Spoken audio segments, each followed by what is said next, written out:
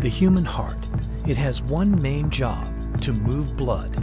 Each day, the average heart beats 100,000 times and pumps more than 2,000 gallons of blood, bringing nutrients and oxygen to every cell in the body. But for the more than 5 million people with atrial fibrillation, the most common irregular heart rhythm in the world, a rapid and disorganized heartbeat can be a potentially life-threatening condition. Atrial fibrillation is a rapid, chaotic firing of the two atrium in the heart, the two upper chambers, which causes the lower chambers to beat also fast and irregularly. This results in symptoms of shortness of breath, chest pain, palpitations, even lightheadedness, though some patients may not have any symptoms at all. Well, I was having this shortness of breath, and it was difficult for me to walk, let's say, up a slight hill. I started to have very rapid heartbeat.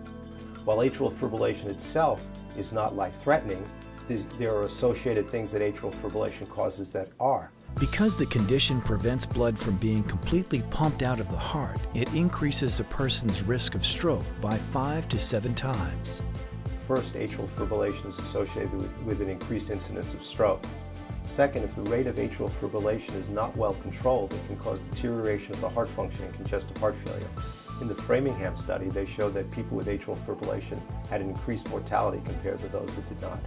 Initial treatment for atrial fibrillation includes medication to both control the rhythm of the heart and slow down the heart rate. I went to see my cardiologist, and we tried to control it with medication. It worked for a while, but it didn't hold. Treatment for atrial fibrillation is not very effective.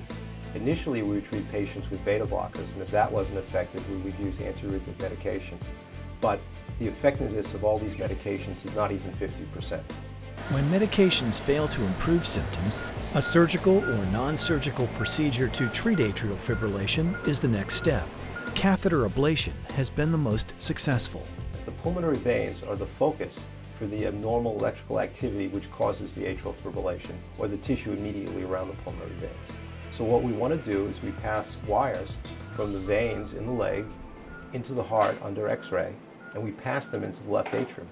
We then create little lesions around the pulmonary veins, or scars. And when we completely encircle the pulmonary veins become electrically isolated from the left atrium. And when we can isolate all the pulmonary veins, we can prevent that focus causing the atrial fibrillation to get into the atrium, thus preventing recurrence of atrial fibrillation. I was becoming increasingly short of breath and unable to actually do the work that I would love to do. And the medications that I was on were not controlling the atrial fibrillation at all. I decided that the benefits far outweighed the risks. And since no medication was really working at that point in time, I went ahead with the ablation. I must admit that the outcome has been great.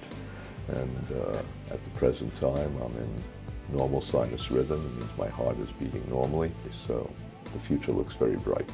We feel that before we recommend an AFib ablation, again because of the potential risk, that we should at least try one antiarrhythmic medication to see if that will effectively control their heart rhythm. As I said previously, that doesn't work in more than 50% of the cases, probably significantly less than that. But we feel it's reasonable to do that before recommending an ablation. So I went ahead with this procedure, cardiac ablation. I had 2 procedures, and it worked out fine. I feel fine. Dr. Zimmerman and his team use the Stereotaxis magnetic navigation system, which significantly increases the safety of the procedure and decreases radiation exposure to the patient and medical staff. In the past, we had to use very stiff catheters, which we manually position in different places of the heart. With the Stereotaxis system, we use very flimsy catheters that are soft, cannot perforate the heart, and it manipulates them with magnets into areas of the heart which would be difficult to go to. And it does that with pinpoint control, and we find it to be extremely effective in decreasing the procedure time, the radiation exposure, and the risk of the perforation to the patient. Dr. Zimmerman and his team at Hackensack University Medical Center have adapted their expertise to this minimally invasive technique for patients with atrial fibrillation. In the majority of cases, it has provided improved quality of life and potential cure of their disease.